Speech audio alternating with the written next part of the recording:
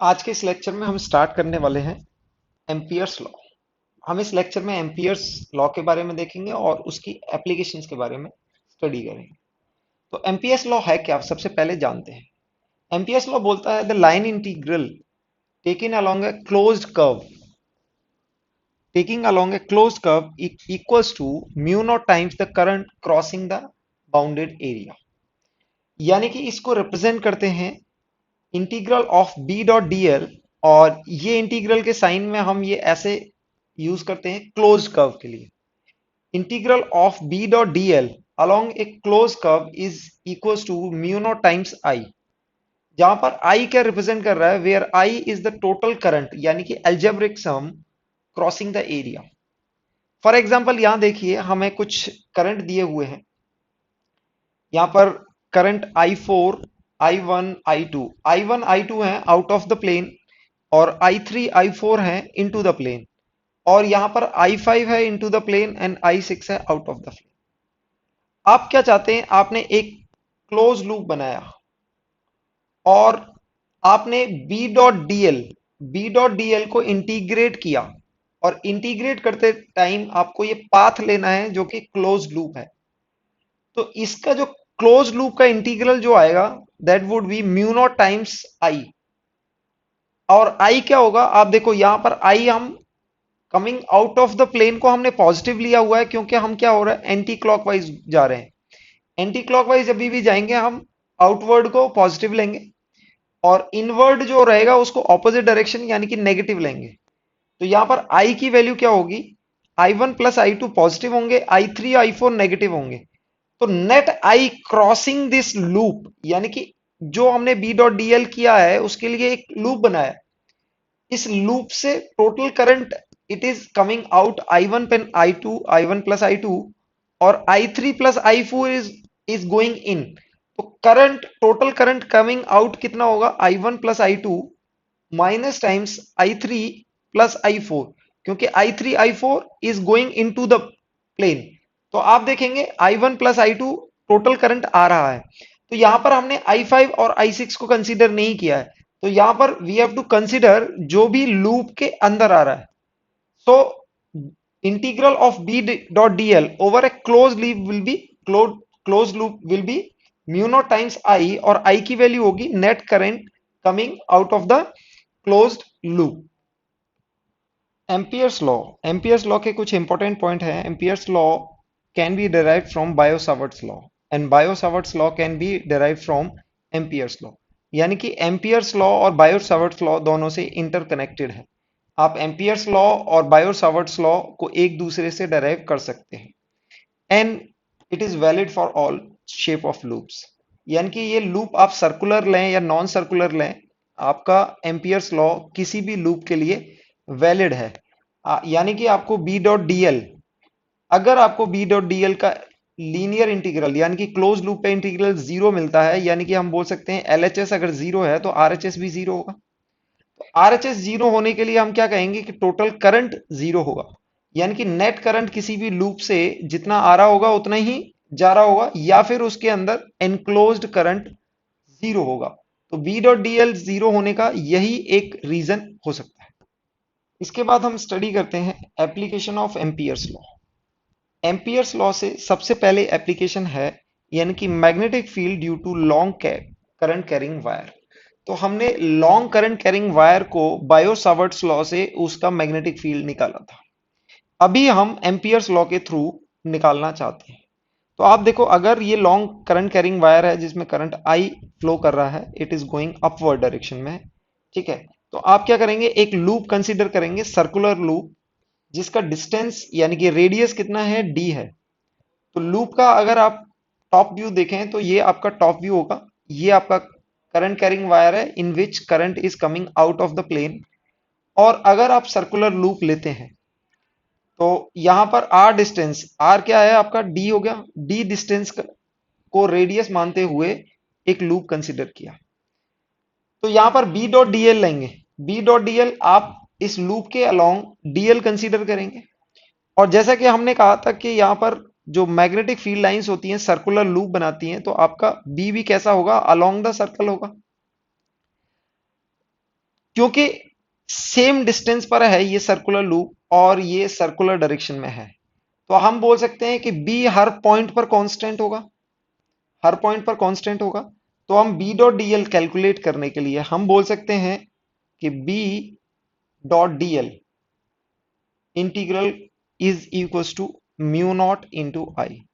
अब एलएचएस में आप देखेंगे कि बी डॉट डीएल दोनों में 0 डिग्री है, जिस डायरेक्शन में डीएल है उसी डायरेक्शन में बी है, तो हम इसको लिख देंगे बी इंटू डीएल, यानी कि साइन, इसमें डॉट प्रोडक्ट में क्या होगा, कॉस जीरो होगा, कॉस जीरो यानी कि 1, तो यहां पर डॉट प्रोडक्ट को हम क्या लिखेंगे, 1 आ जाएगा cos zero, b dot DL.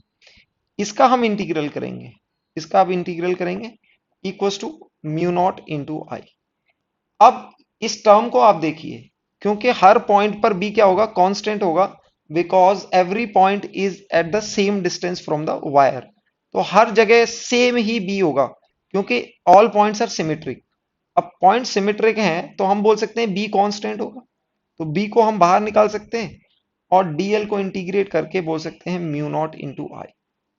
अब इंटीग्रेट करने के बाद आप लिख सकते हैं बी इंटू डीएल को इंटीग्रेट करेंगे इस लूप में, तो इसकी लेंथ आ जाएगी।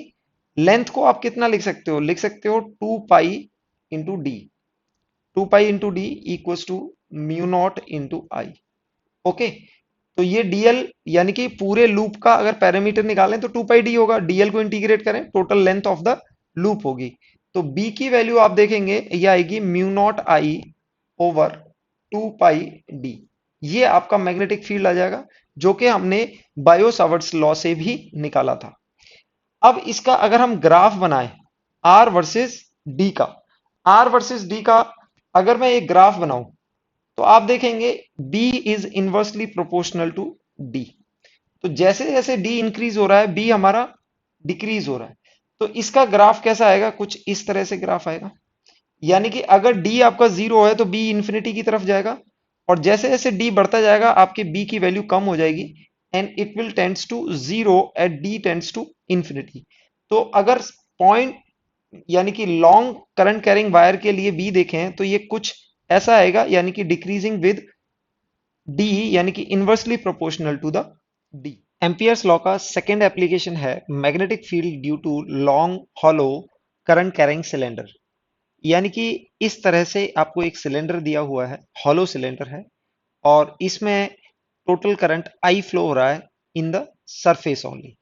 तो अगर आप टॉप व्यू देखेंगे तो कुछ इस तरह से होगा, जो सिलेंडर की पेरीफेरी में करंट आई इज फ्लोइंग और it is coming out of the plane. So we have to calculate the magnetic field at two position. R is less than R and R is greater than R. अगर आप top view देखेंगे तो यहां पर जो inner points हैं that is R is less then R, और जो आउटर पॉइंट्स हैं वो R is greater than R, ये वाले पॉइंट्स होंगे। तो हमने इनसाइड वाले रीजन में और आउटसाइड वाले रीजन में मैग्नेटिक फील्ड कैलकुलेट करना है, तो उसके लिए we will take the help of Ampere's law. If r is less than r तो वहां पर ये वाला रीजन होगा, हम ऐसे करके एक क्लोज लूप लेंगे और हम देखेंगे कि लेफ्ट साइड में हम we can say b dot dl, B dot dl equals to mu not I, mu not into I means I current enclosed. अगर करंट यहां पर सरफेस पर फ्लो हो रहा है तो इनसाइड कोई भी करंट नहीं होगा और इस लूप के अंदर आई एनक्लोज जीरो होगा, सो we can say I is zero then current enclosed is zero, zero आ जाएगा। अगर एलएचएस जीरो है, आरएचएस जीरो है तो एलएचएस भी जीरो होगा। और हम बोल सकते हैं कि यहां पर अगर लूप और मैग्नेटिक फील्ड, अगर यहां पर मैग्नेटिक फील्ड होता तो मैग्नेटिक फील्ड किस डायरेक्शन में होता, सर्कुलर होता। बाई सिमेट्री अगर आप देखेंगे it can be on the circular only, क्योंकि हर पॉइंट सिमेट्रिक है। तो हम बोल सकते हैं b dot dl, B dot dl आप देखेंगे तो बी और डीएल दोनों पैरेलल मान सकते हैं, तो यहां पर आप b into 2 pi r equals to zero आ जाएगा। अब आरएचएस जीरो है, यहां पर 2 पाई आर जीरो नहीं हो सकता, यानी कि मैग्नेटिक फील्ड जीरो ही होगा। इनसाइड पॉइंट पर कोई भी मैग्नेटिक फील्ड जीरो ही होगा, यानी कि सिलेंडर के कोई भी इनसाइड अगर पॉइंट कंसीडर करेंगे तो मैग्नेटिक फील्ड जीरो होगा। दूसरा कंसीडर करते हैं, if your point is on the outside of the hollow sphere, यानी कि कुछ इस तरह से आपने पॉइंट लिया हुआ है, पॉइंट पी। यहां पर एक लूप कंसीडर करेंगे जिसका रेडियस अगेन आर मान लेंगे, this r is different. Okay, आप मैग्नेटिक फील्ड बाई सिमेट्री देखेंगे कि सर्कुलर होगी। ओके, क्योंकि current is coming out of the plane. अगर कोई भी एक वायर मानेंगे तो आप राइट हैंड थंब रूल से आप देखेंगे इस तरह से ही सिमेट्री से सर्कुलर रीजन में मैग्नेटिक फील्ड हो सकता है। Okay, so you will write b dot d l, b dot d l integral equals to mu naught, और यहां पर देखेंगे टोटल करंट एनक्लोज, ये टोटल पेरीफेरी का करंट इनसाइड द लूप ही आएगा, तो यहां पर आई की वैल्यू आई नॉट हो जाएगी, और यहां पर b into integral dl equals to mu not into I, और आपको b इंटू और dl को इंटीग्रेट करेंगे तो ये 2 पाई आर आ जाएगा, that is mu not into I. Implies आप मैग्नेटिक फील्ड की वैल्यू आपको मिल जाएगी mu not I over 2 pi r, इस तरह से मिल जाएगी। तो आउटसाइड पॉइंट पर आपका b आ गया है, that is inversely proportional to r, mu not by 2 pi r. अगर इसका हम ग्राफ बनाएं, यानी कि b वर्सेस r का अगर हम ग्राफ बनाएं, तो आप देखेंगे इनसाइड पॉइंट पर तो ये जीरो है till r equals to capital R, और आउटसाइड पॉइंट पर यहां पर mu not I by 2 pi r. अगर स्मॉल r को आप कैपिटल R रख दें तो ये आएगा, और जैसे जैसे r इंक्रीज होगा ये डिक्रीज होगा, it will go like this, और यहां पर ये b होगा inversely proportional to r, 1 by r से प्रोपोर्शनल होगा, and it will tends to zero if r tends to infinity, यानी कि r बढ़ता जाएगा और b डिक्रीज होता जाएगा। तो आप देखेंगे इनसाइड पॉइंट पर ये जीरो है, और जैसे ही r इक्वल टू आर को क्रॉस किया है, ये इसकी वैल्यू ड्रास्टिकली इंक्रीज होगी, mu not I by 2 pi r होगी, और फिर धीरे धीरे धीरे धीरे डिक्रीज होती जाएगी जैसे जैसे आपका r इंक्रीज होता जाएगा। नेक्स्ट हमारा एप्लीकेशन आता है एम्पियर्स लॉ का, that is magnetic field due to solid long current carrying wire, cylindrical wire. यानी कि इंस्टेड ऑफ हॉलो वायर अभी आपके पास कैसा है, सिलेंड्रिकल सॉलिड वायर। अब यहां पर हमें मैग्नेटिक फील्ड निकालना है, तो यहां पर आपका जो करंट फ्लो हो रहा है that is in upward direction, it is coming out.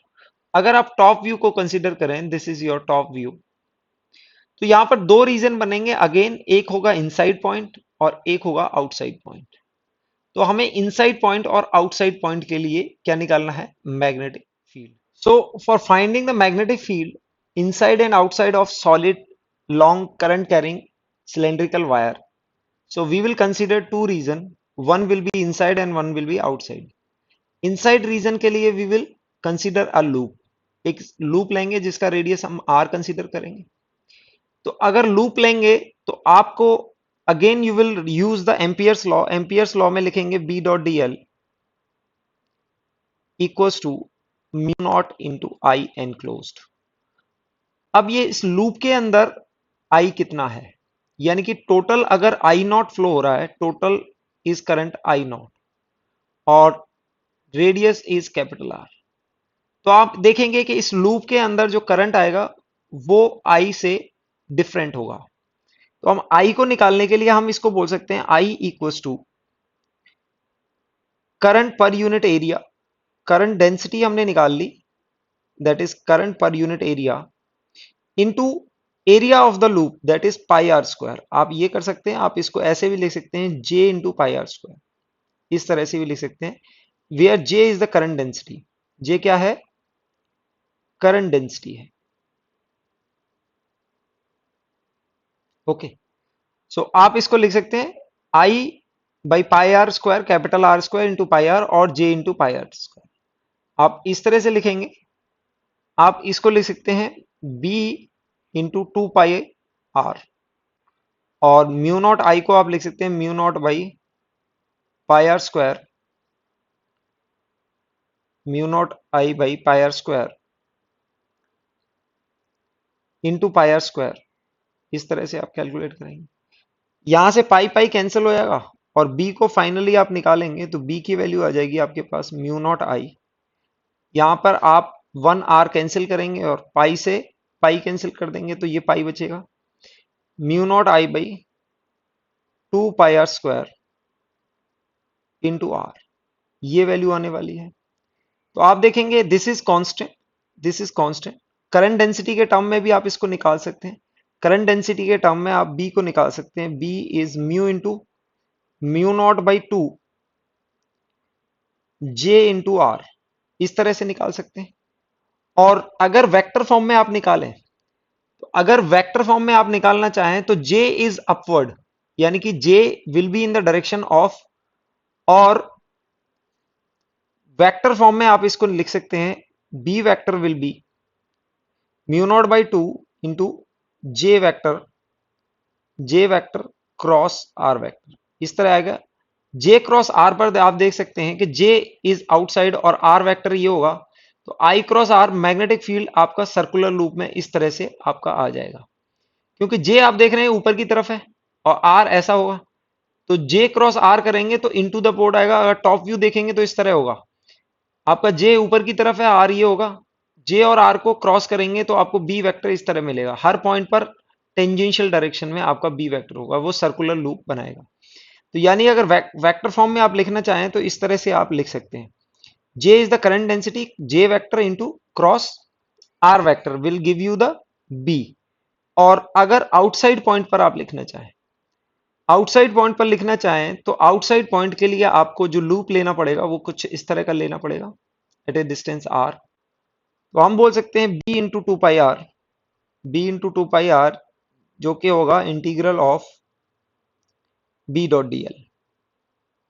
इसको आप लिख सकते हैं म्यू नॉट, और एनक्लोज करंट टोटल आई हो जाएगा, तो यहां पर आप बी को लिख सकते हैं mu not into I by 2 pi r, इस तरह से आप लिख सकते हैं। तो अगर आप इसका ग्राफ प्लॉट करना चाहें, ग्राफ प्लॉट करेंगे तो आप यहां पर देखेंगे magnetic field is proportional to r, यानी कि लीनियर वेरी कर रहा है आप आर से। इस तरह आप मैग्नीट्यूड भी देख सकते हैं, आर से लीनियर प्रोपोर्शनल वेरी कर रहा है, ये कांस्टेंट टर्म है आपका। जैसे जैसे आर बढ़ेगा आपका बी बढ़ेगा, और आर जीरो होने पर बी जीरो होगा। और इफ पॉइंट इज आउटसाइड, अगर आउटसाइड दी सिलेंड्रिकल वायर अगर पॉइंट है तो आप देखेंगे it is inversely proportional to r. तो अगर आप इसका ग्राफ प्लॉट करना चाहें तो ये कुछ इस तरह से आएगा, यानी कि यहां पर B is proportional to R और यहां पर B is inversely proportional to 1/R। जो इनका कॉमन पॉइंट है मैक्सिमम होगा at the surface, that is mu naught I by 2 pi r, ये वैल्यू होगी आपकी at the surface, this will be the maximum B।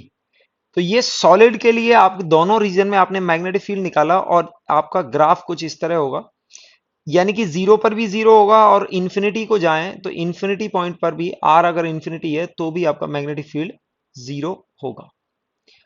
तो अगर आपका आर इंफिनिटी है तो भी आपका मैग्नेटिक फील्ड जीरो होगा।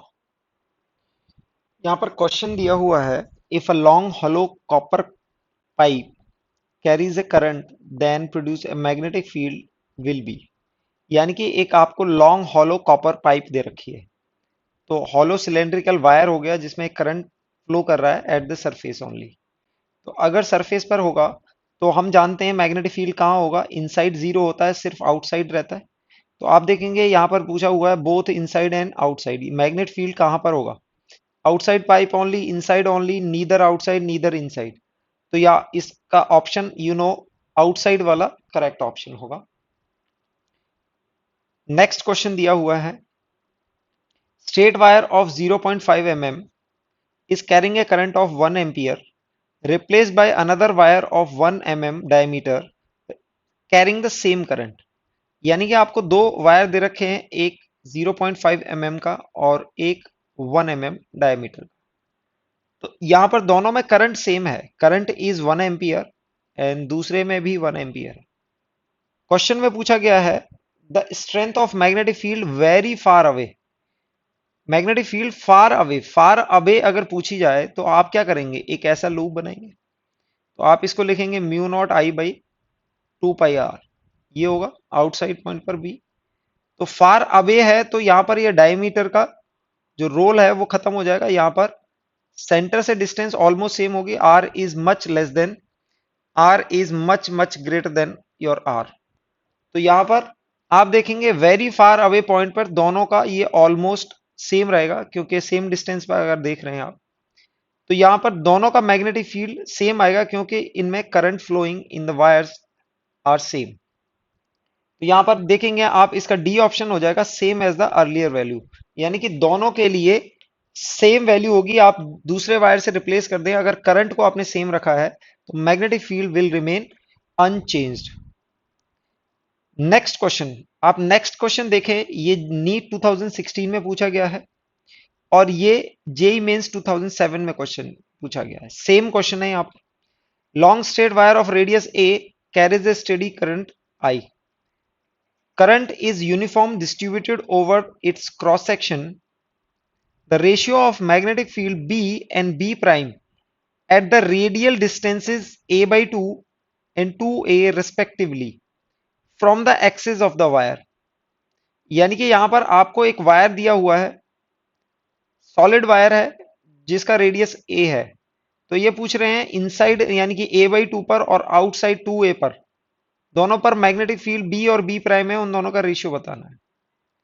Again, same question. Long straight wire of radius A carries a current, a steady current I. Current is uniformly distributed across its section.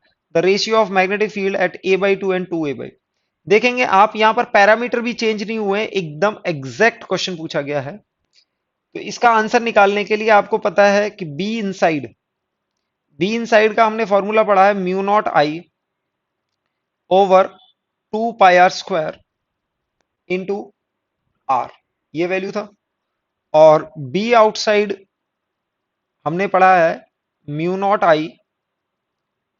I over 2 pi r, ये value था। तो यानी कि एक जगह आपकी inside के लिए आपकी आर की वैल्यू क्या हो जाएगी, आर इज ए बाई 2 और कैपिटल आर इज ए, दोनों की वैल्यू रखेंगे। म्यू नॉट आई इसको रखेंगे ए बाई 2, यहां पर आएगा 2 पाई a स्क्वायर।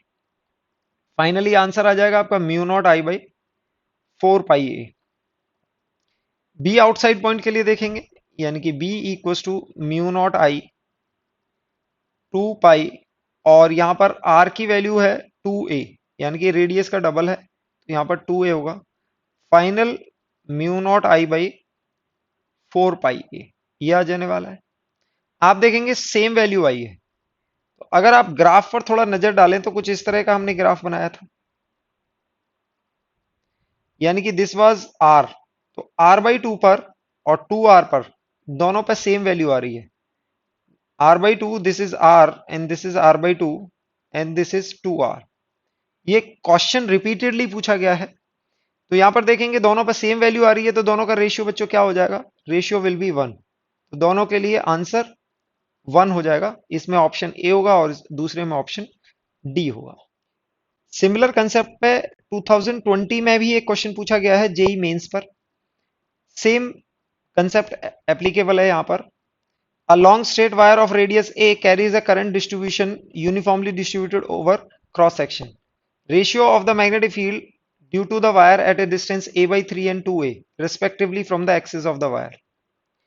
यानी कि पहले आपको a by 2 और 2a पर पूछा गया था, यहां पर बस वैल्यू चेंज कर दिए, a by 3 और 2a दे दिए।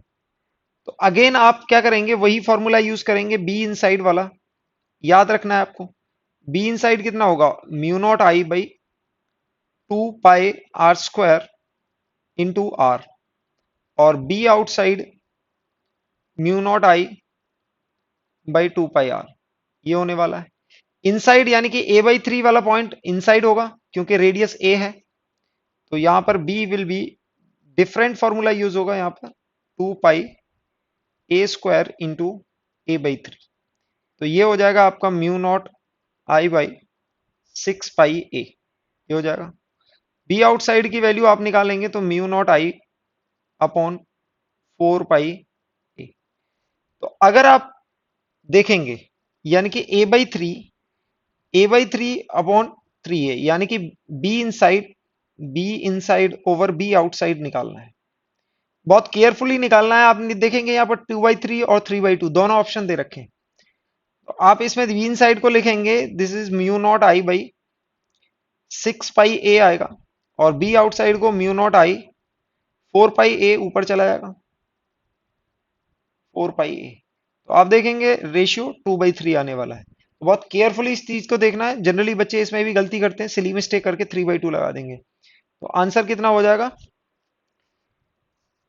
2/3, यानी कि आउटसाइड पर ज्यादा होगा, इनसाइड थोड़ा कम होगा। यानी कि हमें पता है कि a/2 पर और 2a पर दोनों इक्वल होते हैं, लेकिन आपने ये कितना लिया, पॉइंट a/3 ले लिया। तो हमने ऐसे कर्व बनाया था, a/2 पर दोनों इक्वल हो रहे थे, लेकिन a/3 ले लिया, यानी कि इनसाइड वाला थोड़ा कम होगा, तो रेशियो 1 से कम आने वाला है। तो आप देखेंगे सेम कंसेप्ट पर थोड़ी सी वैल्यू चेंज करके अगेन ये क्वेश्चन पूछा गया है। तो these formula are very important, आपको ये दोनों याद रखने हैं, इनसाइड और आउटसाइड वाले सॉलिड वायर के लिए। नेक्स्ट क्वेश्चन दिया हुआ है, cylindrical conductor of radius r carrying constant current, the plot of magnitude of magnetic field B with the distance d from the center of the conductor is correctly represented by. बच्चों यहां पर hollow word नहीं दिया हुआ है, जब भी hollow word नहीं गिवन हो तो आप बाय डिफॉल्ट क्या मानेंगे, सॉलिड। और सॉलिड के लिए तो हमने ग्राफ ड्रॉ कर रखा है। तो बच्चों इसको आप स्क्रीन को पॉज करके और आंसर देखें कौन सा होगा, और आंसर निकालने के बाद आंसर आपने सोच लिया तो आपने देखा कुछ इस तरह का ग्राफ हमने बनाया था सॉलिड के लिए, तो आपका आंसर हो जाएगा डी, क्योंकि इनसाइड पॉइंट पर b is proportional to r and outside point पर b is inversely proportional to r. तो पहले इंक्रीज होगा और फिर डिक्रीज होगा, यानी कि ऑप्शन होगा आपका D will be the correct answer. Next question देखो, यहां पर पूछा हुआ है current I flows along the length of a infinitely long straight thin walled pipe. Pipe दिया हुआ है, इसका मतलब क्या है, पाइप का मतलब क्या होगा, हॉलो, हॉलो आ गया। सेम क्वेश्चन हमने किया हुआ है, again same question, magnetic field at all points inside the pipe is same but not zero. Magnetic field is zero only on the axis of the pipe. Magnetic field is different at different points inside the pipe. Magnetic field at any point inside the pipe is zero. तो बच्चों आपको पता है कि किसी भी point पर inside पर जीरो होता है, तो आप डेफिनेटली डी आंसर लगा देंगे। आप देखेंगे जो हमने थियोरी में किया हुआ था सेम क्वेश्चन पूछे गए हैं, बस उनकी थोड़ी सी लैंग्वेज चेंज कर दी है। तो जब भी हॉलो दे दी जाए आपको ये क्वेश्चन 2 बार पूछा गया है, ठीक है। तो आपको ये चीज बहुत ध्यान। Next concept is coaxial cable. यहां पर आप देखेंगे कोएक्सियल केबल दे रखी है, यानी कि दो जगह, ये इनसाइड वाला सॉलिड वायर है और एक आउटसाइड ये हॉलो वायर है, ठीक है ना। दोनों जगह ऑपोजिट डायरेक्शन में और इक्वल करंट है, आप ध्यान रखें, opposite direction and equal current.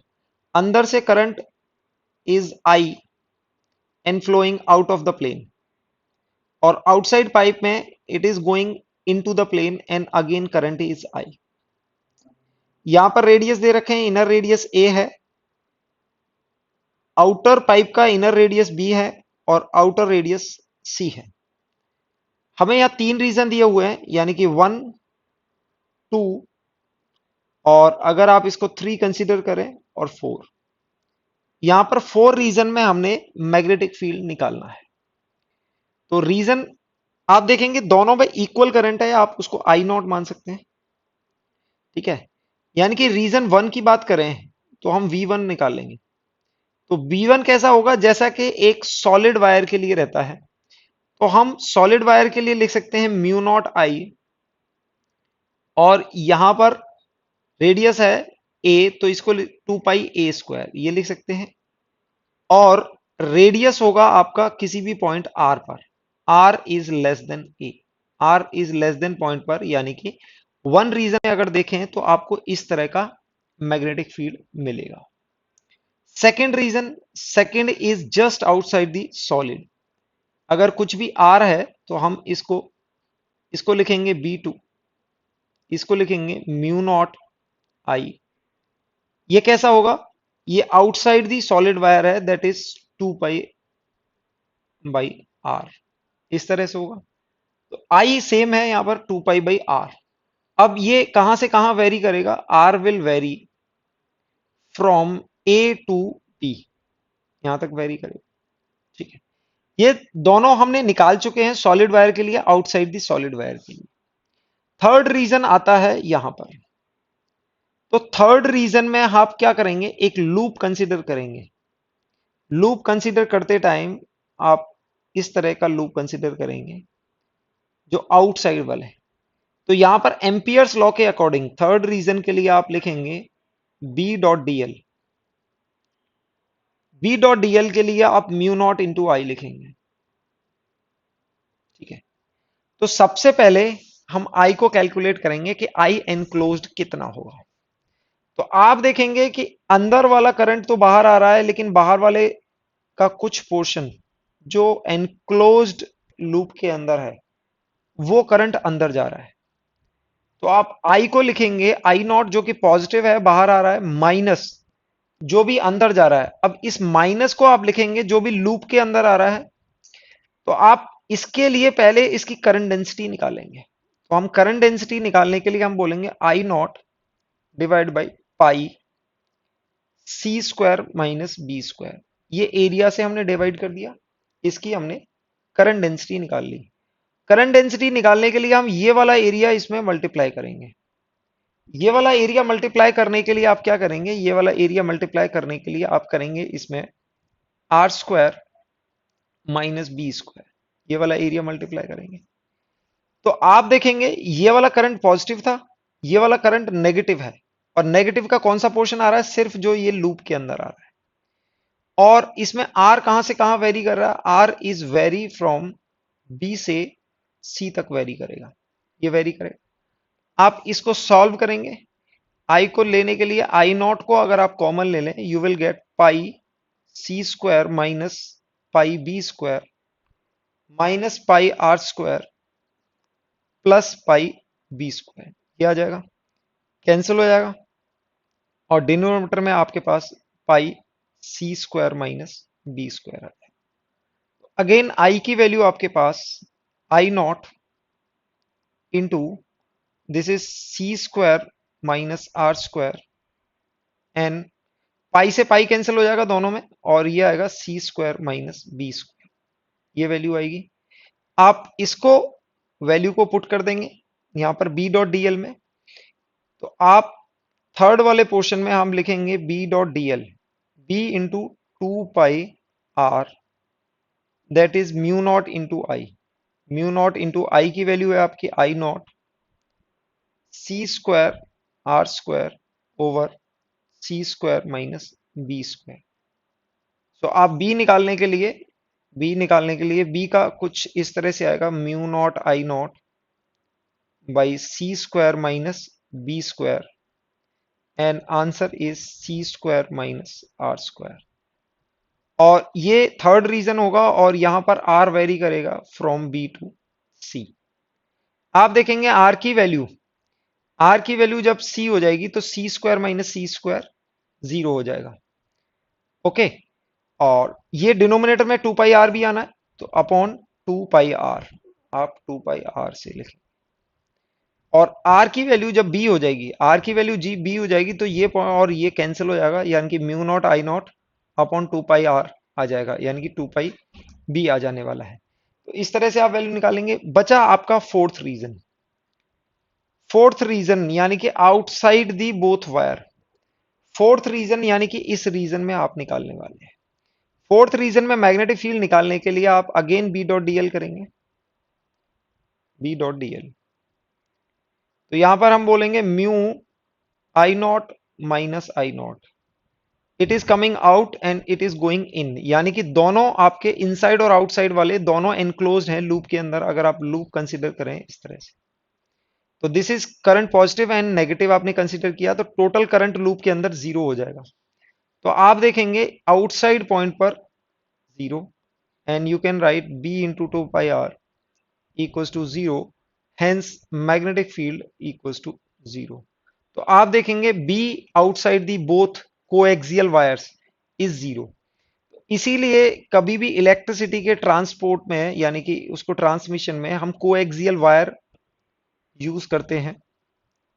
जब भी सिग्नल ट्रांसफर होता है उसमें अपोजिट डायरेक्शन में होता है ताकि आउटसाइड दी वायर कोई भी सिग्नल डिस्टर्ब ना हो। इसके लिए कोएक्सियल केबल्स में आप ऑपोजिट डायरेक्शन में करंट भी यूज करते हैं।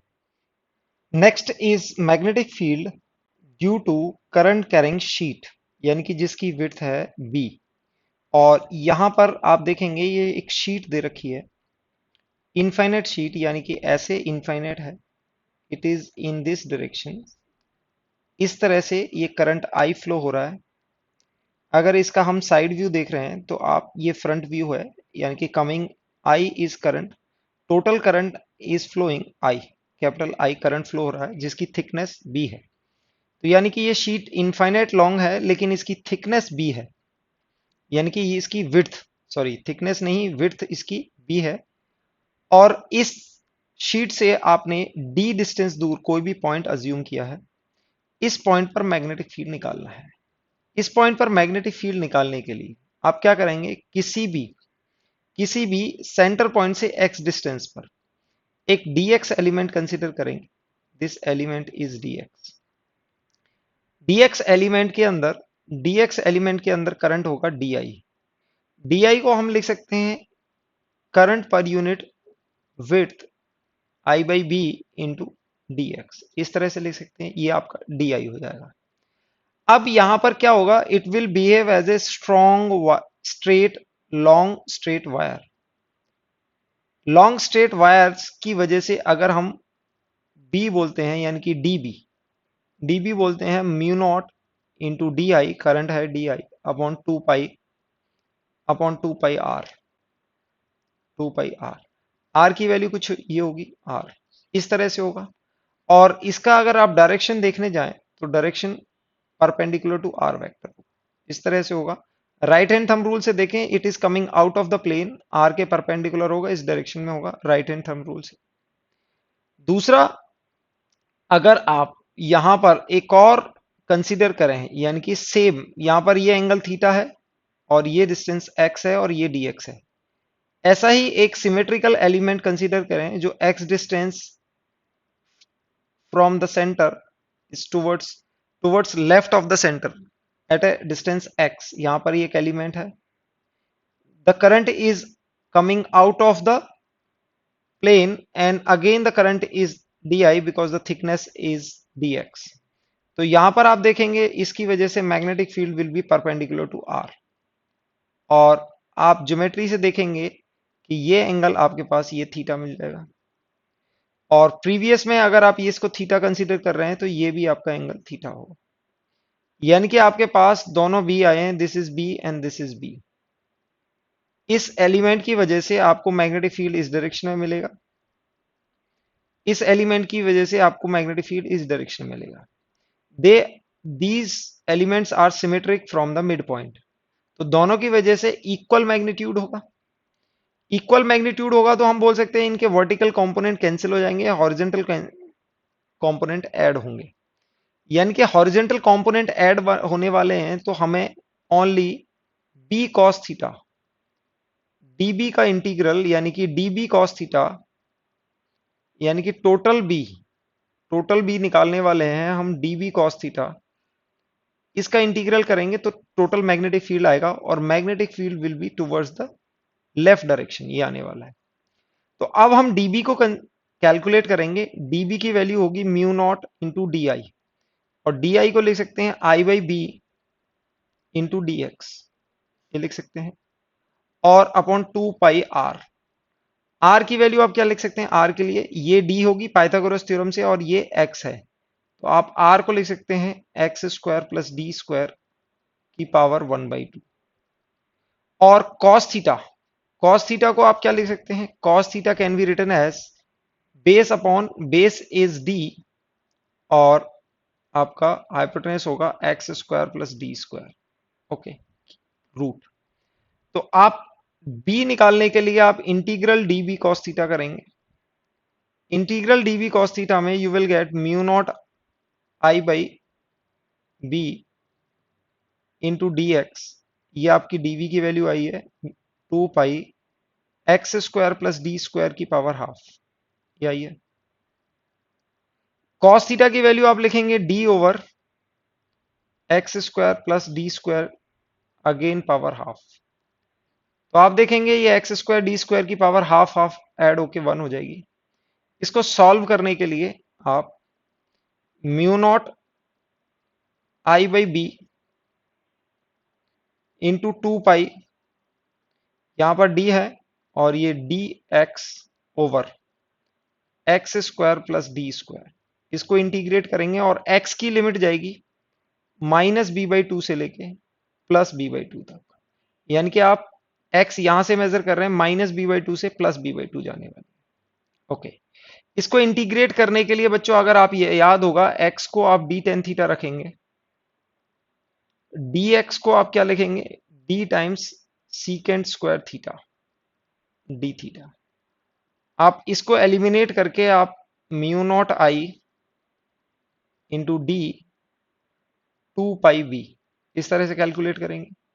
आप dx को लिख सकते हैं d secant square theta d theta, और नीचे आप इसको लिख सकते हैं x square x equals to d tan theta, यानी कि d square tan square theta plus d square, ये वैल्यू आएगी। इसको इंटीग्रेट करने के लिए अगर ये इंटीग्रल वाला पार्ट देखें तो यहां पर आएगा आपके पास d times secant square theta d theta, और नीचे वाला डी स्क्वायर कॉमन आएगा और 1 प्लस टेन स्क्वायर को हम सीकेंट स्क्वायर लिख देंगे। यहां पर जो डिनोमिनेटर में 1 प्लस टेन स्क्वायर थीटा बनेगा डी स्क्वायर कॉमन लेने के बाद, तो आप देखेंगे यहां से सीकेंट स्क्वायर कैंसिल हो जाएगा, डी एक यहां से कैंसिल हो जाएगा, सो you will gate D in the denominator, और यहां पर सिर्फ डी थीटा बचेगा। अब ये पूरा अगर हम लिखना चाहें तो पूरा लिख सकते हैं mu not I d 2 pi b into 1/d into d theta, इस तरह से लिख सकते हैं। इंटीग्रेट करेंगे और d कैंसिल हो जाएगा। इसका इंटीग्रल आएगा mu not I 2 pi B, और यहां पर इंटीग्रल आएगा थीटा। थीटा को आप रिप्लेस कर सकते हैं, theta can be replaced as tan inverse x by d. Tan inverse x by d से रिप्लेस करेंगे क्योंकि आप इस रिलेशन से आप थीटा निकाल सकते हैं। तो आपके पास आएगा mu not I over 2 pi B, limit आएंगी tan inverse x by d, और लिमिट लगानी है -b/2 से लेके +b/2। So again you will write, यहां पर लिखेंगे mu not I 2 pi B as it is रहेगा, और आप upper limit minus lower limit, यानी कि tan inverse b/2 d minus times tan inverse of -b/2 d। Tan inverse का minus बाहर आएगा और ये प्लस हो जाएगा, you will gate 2 times of this. 2 आने के बाद आप कैंसिल कर देंगे म्यू नॉट आई 2 और ये पाई बी, और आपके पास आ जाएगा टेन इनवर्स ऑफ b/2d, ये आने वाला है। b/2d आएगा, ये 2 से 2 कैंसिल हो जाएगा।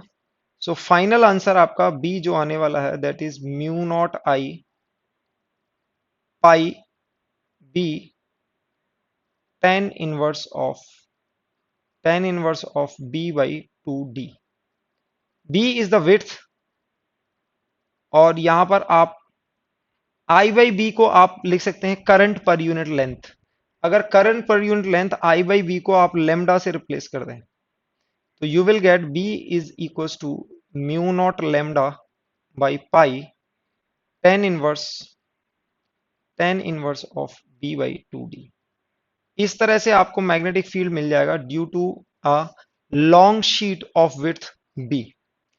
इसके बाद अगर आपका मैग्नेटिक फील्ड आपकी ये शीट इनफाइनाइट हो जाए, यानी कि ये आपकी शीट इधर भी इनफाइनाइट की तरफ हो जाए और ये ऑलरेडी इस डायरेक्शन में इनफाइनाइट थी, आप डी डिस्टेंस पर मैग्नेटिक फील्ड निकालने जाए, तो मैग्नेटिक फील्ड का direction will be again towards left. तो हम क्या कहेंगे, विड्थ उसकी टेंड्स टू इंफिनिटी हो गई है। तो आपका बी जो आया है, आपकी अब कैसा होगा कि जो आपकी magnetic field due to thickness b I थी, अब आपको दोनों डायमेंशन इनफाइनाइट हो गए, यानी कि लेंथ भी इनफाइनाइट है और विड्थ भी इनफाइनाइट है, यानी कि एक प्लेन बन गया है, पूरी प्लेन शीट है। फिर प्लेन शीट की वजह से आपको मैग्नेटिक फील्ड निकालना है at a distance d over the sheet. तो हम उसके लिए क्या करेंगे, mu not I by pi b ऐसे लिखने वाले हैं, यानी कि इसको हम लेमडा से रिप्लेस कर देंगे, mu not lambda upon pi. Okay, और tan inverse of B by two d, और यहां पर हम बी टेंड्स टू इंफिनिटी बोल देंगे। बी टेंड्स टू इंफिनिटी होगी तो tan inverse b by two d will tends to pi by two, और ये पाई बाई टू को टेन करेगा तो बी की वैल्यू आपकी हो जाएगी mu not I, sorry mu not lambda over pi into pi by two. तो आपके पास ये मिल जाएगा mu not lambda by two, ये मैग्नेटिक फील्ड होगा। आप देखेंगे it is independent of d, यानी कि आप इस प्लेन के ऊपर किसी भी डिस्टेंस पर देखें मैग्नेटिक फील्ड कांस्टेंट होगा, that is mu not lambda by two. और लेमडा क्या है, यहां पर लेमडा की वैल्यू है करंट पर यूनिट लेंथ। हमने जो आई बाई बी निकाली थी, तो यहां पर करंट पर यूनिट लेंथ के टर्म्स में मैग्नेटिक फील्ड निकालेंगे। इसके बाद अगर हम इसको एम्पियर्स लॉ यूज करके निकालें, तो एम्पियर्स लॉ यूज करके निकालें तो हम देखेंगे कि बी दोनों डायरेक्शन में, दोनों यानी कि अपवर्ड और डाउनवर्ड डायरेक्शन में दोनों में सेम होगा। यानी कि आप देखें इसको राइट हैंड थंब रूल से अगर आप देखें तो बी अपवर्ड टुवर्ड्स लेफ्ट होगा और डाउनवर्ड टुवर्ड्स राइट होगा। डाउनवर्ड टुवर्ड्स राइट है तो हर पॉइंट पर टुवर्ड्स राइट होगा, तो B will be parallel to the sheet. B की डायरेक्शन कैसी होगी, पैरेलल टू द शीट। और बाई सिमेट्री हम देखें हर पॉइंट पर इस डायरेक्शन में होगा, तो यहां पर मैग्नेटिक फील्ड भी परपेंडिकुलर होगा। तो अगर हम यहां पर इस पर बी डॉट डीएल करें, तो let say this distance is x. Okay, यहां पर अगर हम बी डॉट डीएल करें, integral of B dot dl equals to mu not into I. तो पहले एलएचएस को देखते हैं। आप इसको बोलते हैं पोर्शन वन, इसको बोलते हैं पोर्शन टू, इसको बोलते हैं पोर्शन थ्री, एंड इसको बोलते हैं पोर्शन फोर। अगर आप पोर्शन वन में जाते हैं तो बी डॉट डीएल की वैल्यू होगी बी इंटू एक्स, दोनों सेम डायरेक्शन में। पोर्शन टू में जाएं तो B dot d l zero हो जाएगा क्योंकि परपेंडिकुलर है। यहां पर मैग्नेटिक फील्ड कैसा होगा, परपेंडिकुलर होगा डीएल से। Third point again B into x हो जाएगा, और करंट एनक्लोज होगा म्यू नॉट। अगर हम करंट पर यूनिट लेंथ लेमडा मान लेते हैं तो mu naught lambda into x. Current पर यूनिट लेंथ है और यहां पर एक्स से हमने मल्टीप्लाई कर दिया। तो आप देखेंगे आपको मिल जाएगा two B x equal to mu not lambda x. X x आपका कैंसिल हो जाएगा और बी की वैल्यू आपको बहुत simply mu not lambda by two मिल जाएगी। तो आपने देखा एम्पियर्स लॉ से जो इनफाइनाइट शीट का है उसका हम निकाल सकते हैं, लेकिन फाइनाइट शीट का लिए एम्पियर्स लॉ यूज नहीं कर सकते क्योंकि वहां पर मैग्नेटिक फील्ड सिमेट्रिक होना चाहिए। मैग्नेटिक फील्ड हर पॉइंट पर सिमेट्रिक होने के लिए हमें ये शीट इनफाइनाइट लेंगे, तभी हम ये सिमेट्री से बोल सकते हैं। तो इनफाइनाइट शीट के लिए हमने एम्पियर्स लॉ से बहुत इजीली निकाल लिया है rather than going into the tough calculations. But आप देखेंगे फाइनाइट शीट के लिए we have to use the Biot Savart's law. तो इस तरह से इनफाइनाइट शीट का भी हम मैग्नेटिक फील्ड निकाल सकते हैं।